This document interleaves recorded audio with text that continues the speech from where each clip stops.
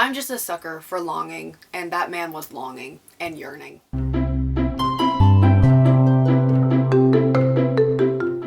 Hello my sweet angels, it's your girl Jay, and today I am here with my February wrap up for 2025. I read a total of 12 books in this month, so without further ado, let us get started. The first book I have for this month, I started off with a bang. I gave it 5 out of 5 stars. It's Let's Call a Truce by Amy Buchanan. This one follows Juliana. She is a single mother trying to return to the workforce after a long hiatus of raising her children and the loss of her husband in a tragic accident. Juliana and Ben have been enemies since their first day at work. They had a very embarrassing first meeting, which led to Juliana overhearing a very rude comment that Ben made. 2 years later, they are still enemies, constantly trying to one-up one another. Juliana then learns that she is up for a promotion, but she will have to work very closely with Ben in order to obtain it.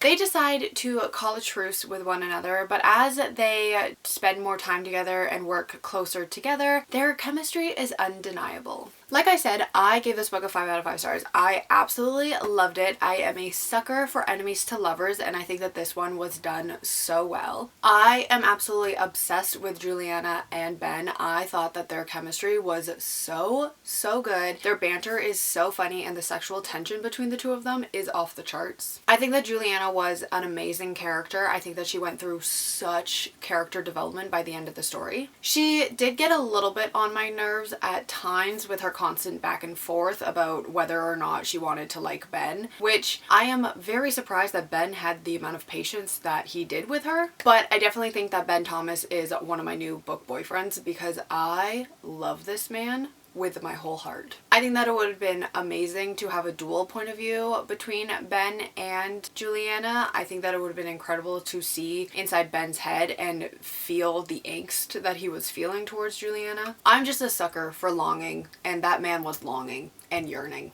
I also really loved the family dynamics in this. I think that the daughters were so stinking cute. This reminded me so much of The Hating Game by Sally Thorne, so if you were a fan of that, I definitely recommend checking this one out. I gave it a 5 out of 5 stars. Next up, I read Under the Surface by Diana Urban, and I gave this one a 3.5 out of 5 stars. This one follows 4 teenagers. They are on their senior trip in France when they sneak out of their hotel rooms to go to an underground party in the catacombs, but then they end up getting stuck down there, and it's kind of the story of them trying to escape. I don't read a lot of survival thriller stories, but this one was entertaining. This one is told in dual points of view between Ruby, who is a travel YouTuber and one of the 4 teens that gets stuck in the catacombs, and her crush Sean, who is trying to find out what happened to the 4 teens after they disappeared.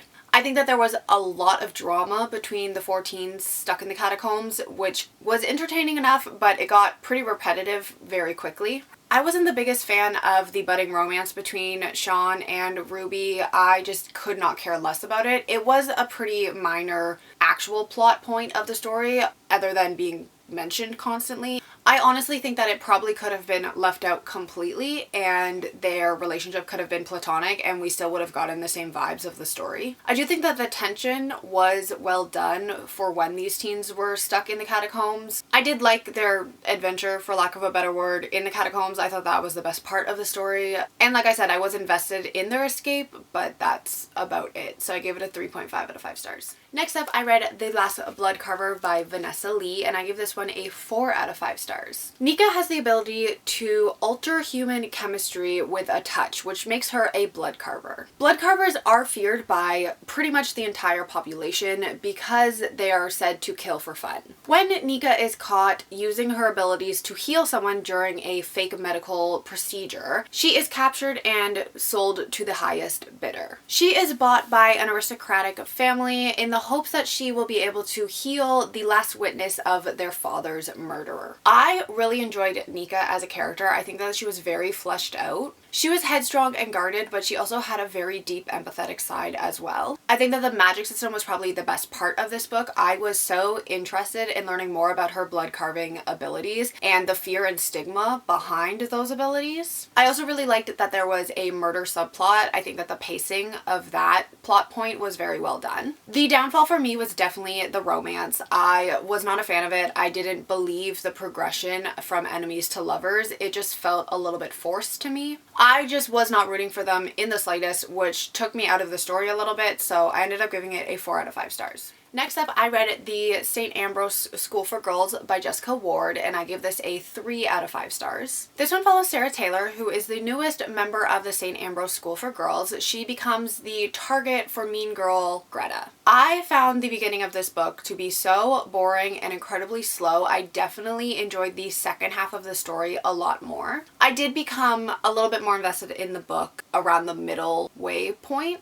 The murder mystery aspect of the book was definitely what kept me reading because I did want to know what happened to the girl who was murdered. The book also dives into some darker topics such as suicide, mental illness, bipolar disorder, along with bullying. Sarah is definitely an unreliable narrator, which I absolutely love in books. She is extremely multi-layered, and I do think that her thoughts were interesting to follow, but like I said, I just found it to be so incredibly slow. I also really liked the roommate Strauss. I think that she was a great addition to the story, but overall, I didn't love it. I gave it a 3 out of 5 stars. The next book I read is This Book Won't Burn by Samira Ahmed, and I give this one a 3.5 out of 5 stars. It follows Noor Khan, who after her father abandons her family, is forced to finish her senior year at a new high school. When she arrives, she learns that the school is banning books after a few parents have voiced their concerns about the contents within. Noor and her new friends decide to fight against this ban, and it's kind of the story of that. This is definitely geared towards the lower YA audience, but I do think that it is an important book to shed light on the book banning that is happening in America right now. It focuses very heavily on racism and censorship. I did find the beginning of this to be quite slow, and it did take me a little bit to get into the story and start to actually enjoy it. I did find it to be a bit repetitive by the end. I did like Noor as a main character, and she is ultimately somebody that you could root for, but she did get on my nerves quite a lot with the way that she was treating people in this story. Not only these random people that she's just met, but like her own family as well, which I understand she was very angry about her father's abandonment, but that doesn't mean that you're allowed to be a shitty person. She did have some character development by the end, which made me like her a little bit more, but the true shining star of this book for me was Noor's little sister. I loved her. I also wasn't the biggest fan of the love triangle in this, and I didn't really understand the point of it, so I feel like it could have been done without, and we would have gotten the same story. I gave it a 3.5 out of 5 stars. I do think it's important, but it wasn't my favorite thing I've read. Next up, I read The Debutantes by Olivia Worley, and I gave this a 4 out of 5 stars. This starts out at the Les Masques Ball, which is the most anticipated social event in New Orleans. Everyone is trying to avoid the disaster that happened last year when the reigning queen, Margot, was found dead. When Lily LeBlanc is crowned this year's queen, she is doused with fake blood by somebody wearing a jester costume. She acts as if nothing happened, but then she sends a very cryptic message to 3 of the other maids, asking them to meet her the following morning to talk about what actually happened to Margot. When Lily doesn't show up the following morning, they receive a concerning email from her claiming that something went wrong, and so they decide to search for her. I actually listened to this one on audiobook, and I do think that it was a lot of fun to read the novel this way. I honestly did not go into it thinking that I was going to like it as much as I did, so I was pleasantly surprised. I thought it was very interesting that the group that Lily brought together didn't normally interact with one another, so their dynamics was very interesting to me. Vivian was Lily's best friend, Piper was Lily's boyfriend's sister, and then April was Lily's frenemy, and they all had to work together to figure out what actually happened to Lily. We also got points of views from all 3 of the girls, so it was very intriguing to read from all of their voices. I just felt that it helped really understand these characters and what they were actually feeling, rather than if we had only gotten the perspective of one of them. I absolutely loved all of the secrets that they were uncovering. I was so invested in learning more alongside them. I do think that there were some twists that were obviously quite predictable, but there were also some that I didn't see coming, so I do think that it was a good balance of the two. Overall, I thought this was a lot of fun. I gave it a 4 out of 5 stars. The next two books that I have are actually part of the same series. The first is Fake It Till You Bake It, and the second one is A Legend in Baking. These are both by Jamie Wesley, and I gave both of them a 3.5 out of 5 stars. The first one follows Jada. She's a reality TV star who recently turned down the proposal of somebody on a romance dating show. Her grandmother has her start working at a cupcake store, which is owned by an NFL star named Donovan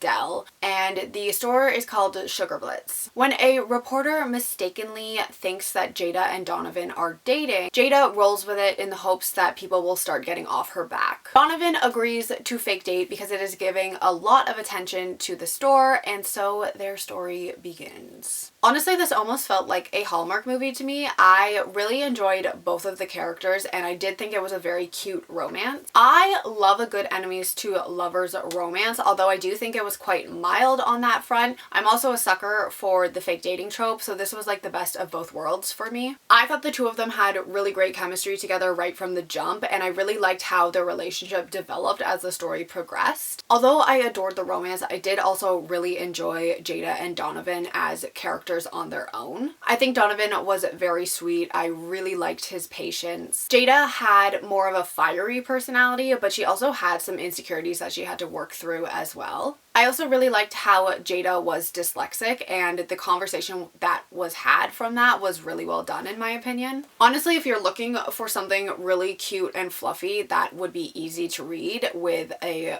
easily digestible romance, this could be for you. You could also try A Legend in Baking, which is August's story, which is one of Donovan's teammates and the co-owner of Sugar Blitz. Like I said, I also gave this one a 3.5 out of 5 stars. This one follows August, who accidentally went viral on social media, so he enlists the helps of Sloane Dell, who is Donovan's sister and a social media manager, in order to help the bakery promote their new location. You can definitely read this as a standalone, although there are cameos from the characters in the first book. I'm going to classify this as a second chance romance, even though they didn't technically date. They do have a past together. It is definitely slower burn than the first book, but I really did love that aspect of the story. I like that this wasn't just like a rinse and repeat of the first book in the series. I loved August. I think that he is such a little cinnamon roll, and I just wanted to protect him at all costs. Sloane was a little bit harder for me to like in the beginning, but she definitely did grow on me by the end of the story. I'm really hoping that we get a book from Nicholas's perspective, who is another one of the co-owners and teammates of Donovan and August. I love Nicholas, so I'm really hoping that that's the next one in the series, but who knows. But overall, I gave both of these books a 3.5 out of 5 stars. The next 3 books are all in the same trilogy. I read them all back to back, and I gave every single one of them 5 out of 5 stars. I am obsessed with these, but they are the Crown of Feather trilogy. So the first book is Crown of Feathers, the second book is Heart of Flames, and the third book is Wings of Shadow, and these are all by Nikki Powell-Petro. I'm only going to hold up the first book because they are heavy, okay? Altogether, they are chunky little books. So this was actually a reread for me, and I gave it a 5 out of 5 stars the first time around. I gave it a 5 out of 5 stars the second time around. This basically follows two sisters, Veronica and Val. They have only ever really had each other to rely on. Veronica has wanted nothing more than to join the Phoenix Riders, but Val is very adamant that they need to stick together. After Val betrays her, Veronica sets off on her own to try to find the Riders. Upon discovering that the Riders only accept boys into their rank, Veronica decides that she is going to disguise herself in order to join them. She becomes very close with Tristan, who is the commander's son, and when her sister unexpectedly arrives at the camp, she reveals her identity and things get a little bit complicated. Like I said, this was a reread for me, which meant I kind of already knew the world building, because I will admit that it is quite info dumpy during this first book. But since I kind of had the background knowledge from my first read, I was able to focus on the smaller details of the story. I personally thought it was more interesting this time around to learn about the history and the legends of this world. I also really enjoyed being able to fully take in the information about the Sister Queens, the Phoenix Riders, and the war that took place more concretely this time around. The betrayal between Val and Veronica felt tenfold, probably because I knew what was going to happen, but my heart absolutely broke for Veronica so many times in this book. This book is long, but it is so worth it in the end, which leads me to the second book in the trilogy, which is Hearts of Flames. Again, 5 out of 5 stars. This one is definitely a slower pace than the first book. We're introduced to some new characters in this, which you cannot help but fall in love with them. We also got 2 additional points of view in this one from the original 3. The first book is Veronica, Tristan, and Sev. This one includes Val as well as Elliot, who is one of the Phoenix Riders that played a role in the first book's ending. I absolutely loved being able to hear from Val this time around. It really helped me understand her character a little bit more, because in the first book, you're just like, what the heck is wrong with this girl? She's like pure evil. But then you get to the second book and you see inside her head and kind of her inner musings. It just makes her so much more multi-layered. There's also a very heavy focus on Sev and his character arc in this. Sev is an animage from the first book, which means that he has the ability to communicate with animals. There is a lot of internal monologue in this one, so if you were not vibing with the characters from the first book, this will probably not be for you, but I personally loved every single one of them, so I loved learning more about them. The relationships in this trilogy are just so complicated and complex, and we really dove so much deeper into those relationships in this installment. I also loved how the Phoenixes really came into their personalities in this. They really shone for me, and like I said, 5 out of 5 stars. But then I immediately picked up Wings of Shadows. This conclusion was crazy. Usually with series or trilogies, I can tell you which one is my favorite, but all 3 of these books were just so incredible. I honestly don't know which one I loved the most. The trilogy as a whole has definitely made it on to my favorites list. The character development of every single one of these characters was so well done. You were feeling so many feelings towards all of them. We had the same point of views from the characters in the second book, with the addition of Sparrow. She was such an interesting character from the first 2 books that I was so excited to be able to see inside of her head. She is an orphan, an animage, and she is also blind, and she sees the world through her animal companion's eyes, which was so fascinating. I loved the 3 romances that take place in this series, but my favorite relationship by far is the complicated relationship between Val and Veronica. It is so multi-layered, so complex. I could not get enough of it.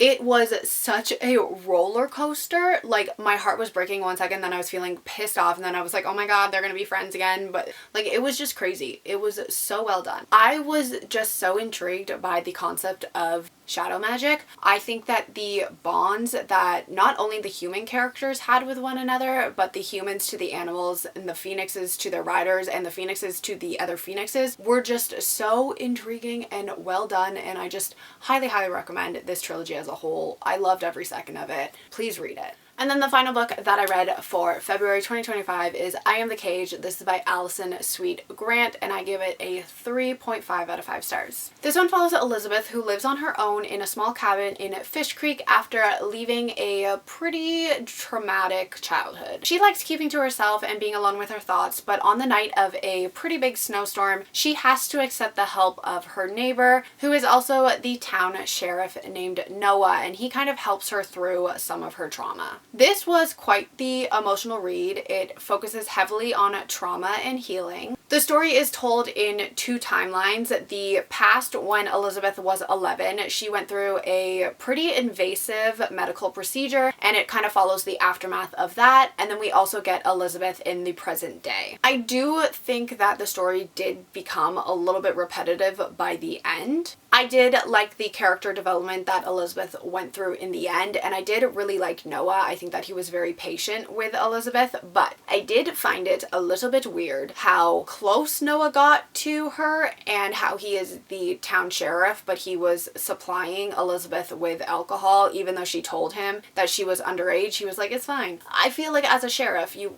probably would not be doing that, but that's just my opinion. I was a big fan of the ending though. I gave it a 3.5 out of 5 stars. It was what it was. I probably will never reread it, but it was enjoyable. Alright everybody, so those were the 12 books that I read for the month of February 2025. Let me know down below if you have read any of these books and what you thought of them, and I will see you all in my next video.